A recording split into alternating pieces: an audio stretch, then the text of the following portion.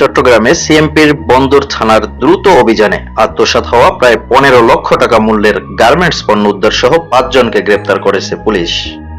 Police জানায়, চট্টগ্রাম বন্দরে এনসিওয়াই yard থেকে নারায়ণগঞ্জের সিম্বা ফ্যাশন লিমিটেডে পণ্য পৌঁছে দেওয়ার দায়িত্বে থাকা গাড়ি চালক মোহাম্মদ বেলাল তার সহযোগীদের নিয়ে 37 রোল কাপড় আত্মসাৎ করে।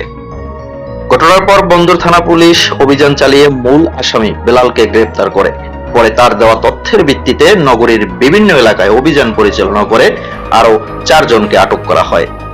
এ সময় আত্মসাৎকৃত কাপড়ের 6টি রোল উদ্ধার করা হয়।